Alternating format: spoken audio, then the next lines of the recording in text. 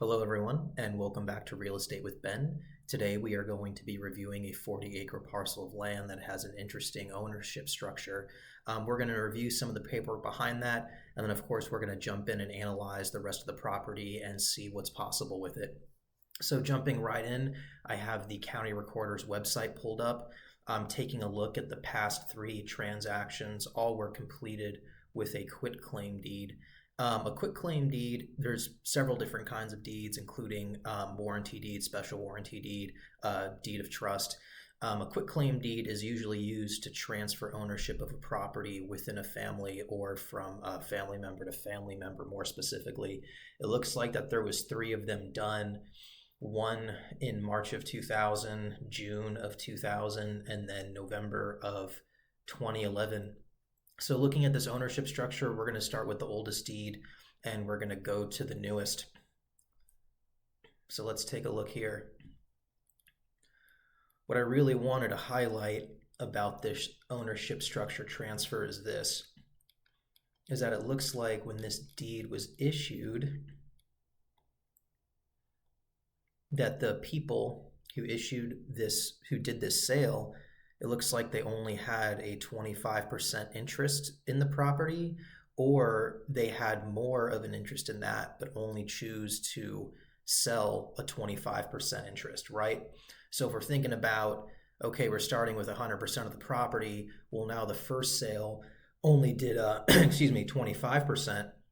So this person might have 75% control over the property still, but let's take a look at our second deed in June of 2000. And in June of 2000, there was only a 12.5% interest that was exchanged, right? Taking a look at our third deed.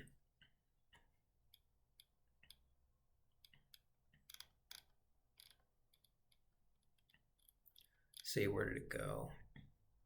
Oh, this one's at the top. Okay, so again, we have a 12.5% interest sale. So that means that from the three transfers of the property, only 50% actually changed hands. So the question is, okay, well, who owns the other 50%? And if I buy this property, what is my actual interest in the property that I'm getting, and how many other owners are there, right? So if I end up buying 50% stake in a property and I want to do something to that property, well, I have to have buy-in of the rest of the owners, or I have to systematically acquire the other 50% interest in this property. There's many ways to do that. The thing I really want to highlight here is this deal is far from over, right? There's still a lot we can do. It might take time. It might take several strategies. But if this is something that someone really wants to do, to buy fractional ownership and then go on and acquire the rest later on, there's a couple ways to do that. So, when we do that, we want to make sure that it's on the right property, right? We want to make sure our time and our effort are worth it. So right here, I am looking at this 40-acre parcel. Y'all already know that I have my flood zone layer turned on. So part of this property is in a flood zone, but it's only really the bottom part and sort of the top part in the corner. It leaves all this extra space because on my special filter I have going on, these green lines are the right-of-way access. I already made phone calls to the people I needed to speak with. I know that power is right here on this property line. I can tell because of these shadows, all these power poles. There's also water available right to this property line. So the only thing we don't have is any sort of city sewer. It's a little bit too far out for that. But we have all the other components because septic is an easy fix. Now let's take a deeper dive into this flood zone. This is flood zone type A, and so FEMA establishes the flood zone types, and there's a couple different types. Our flood zone A means that the property has a 1% chance of flooding in any given year, and then I think over 30 years it has like around a 25% chance of flooding, right? And so again, it's only on a partial piece of the property, but here's what FEMA loves to do, is that when you build in a flood zone, you have to understand when it floods how high is the water flooding to. And if you want to build any sort of structure, you have to build, a foot above whatever that flood zone is going to come up at. So if the water is predicted to accumulate 1 foot above the surface, if I build a structure, I want to put it on 2 feet of a pier foundation, something to get it up a little bit higher so that water doesn't sweep away that property. So FEMA loves to do this because they have the power to understand what that level is, that base flood elevation is, as it's called. But what they like to do is they like to do flood zone studies, report where the flood zone is, but not report the base flood elevation. It's an extra cost, it's an extra study, right? It's extra money for them.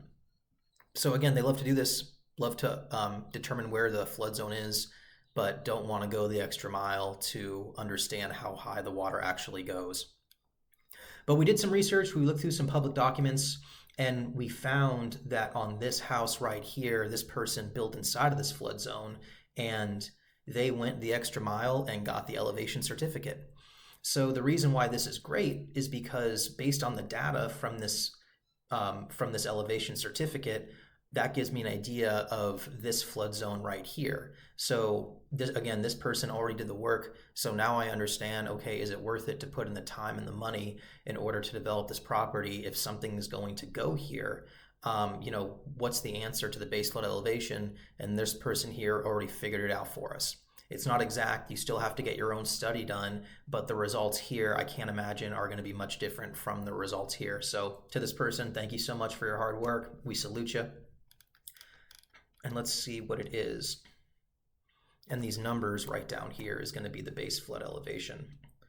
So this area is about 2,700 feet above sea level, and it looks like the water accumulates only to about a couple feet shy of that. So what this means is that when a structure is built, I don't anticipate having to put any sort of pier foundation on it to elevate it really at all. And with this certificate, there should be photos of this property already finished. And here it is, and we can see that it's not on any sort of major foundation being raised into the sky. So that's exactly the information we wanted to know. Awesome. Taking a look at the zoning, it's agricultural residential 30/36A, which means that the minimum size has to be 36 acres in this current zoning. So you could subdivide it. If you rezoned, you'd have to go through some extra steps to get it subdivided. But around the internet, there's all this buzz talk about manufactured home parks, mobile home parks. So I figured we'd take a dive into the rules and regulations behind that in this county and to understand what's possible there. Personally, I think there's better uses for a piece of land besides a mobile home park. I think there's a lot of investments that are better. Not going to talk about that right now, just going to satisfy everyone's curiosity. So let's take a quick look here, right? So manufactured home parks, these are the rules and regulations around that. It looks like that where we're currently at, agriculture residential, we just need a special use permit. So if we wanted to do this as is without rezoning, we just have to go to the county board and say, hey, these are my plans, can I do this? And they're going to say yes or no. Thinking about the residents here, all the manufactured homes that come into this subdivision, they have to be built in 1976 and newer, and they have to have a HUD, a housing urban development label, just certifying that it meets certain criteria.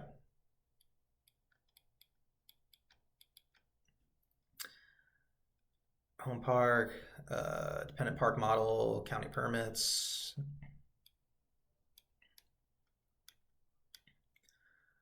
Okay, permitted shall have. Okay, so any home. So when if a resident comes in, any home that was permitted after April 7th of 2016, it needs to have a skirt around it. So just something to keep in mind to comply with regulation. So each parcel of land used for a manufactured home park shall have a minimum of 3 acres. So if you were savvy, you could divide that piece of land up. If it came to that, you can make a series of parks and you could keep some, maybe you could sell some, right? So in non-commercial zones, Concessionary or incidental commercial operations are allowed in manufactured home parks if such services are operated for the sole convenience of the park guests only. In the commercial zone, the commercial operations allowed by the zone may serve the general public. So that's pretty interesting because if we go back up here, right now we're in this AR zoning right here, and all we need is a special use permit. But if we take the extra mile to rezone into commercial, if we opened up like a laundromat or like a restaurant, then we can invite members of the general public to use those facilities, right? So incentive there. Let's see what else we want to talk about. Obviously, before you do anything, you want to call the county board and see if they're open to it. Be smart, save your time, save your money. Park, each space shall be numbered. I'm sure there would have to be some sort of study for something like this too, like an environmental study or like a traffic control study, especially if you built out all 40 acres. And basically that's an engineer commenting on the flow of the traffic, how that's going to get in and out, not cause a traffic jam, and then any sort of environmental study like when you're looking at a wastewater system, right? The most popular one is going to be septic. In a case like this, I would do one septic per home, costing somewhere between $5,000 to $10,000 per home. Other options you can do for wastewater is you can do like a lagoon, or you can do you can build your own water sanitation plant. Those are both going to be pretty expensive. They're going to have a lot of upkeep to them.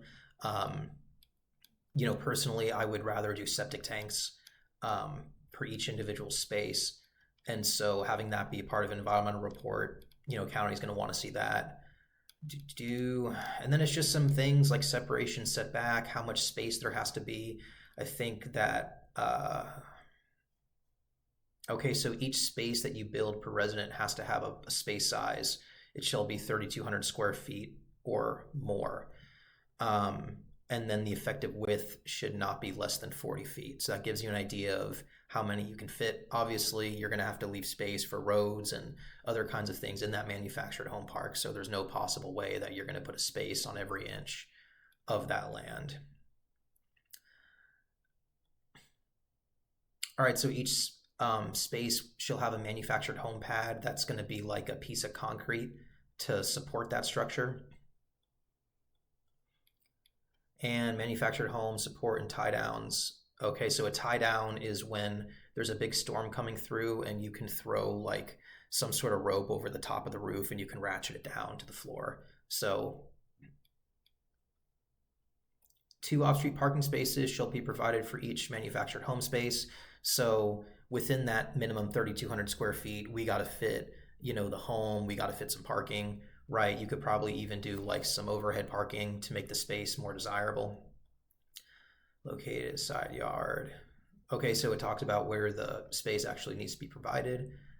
Location. So you can also do a central location parking. So if you don't want to do spaces per lot, you could build like essentially a big parking lot, right?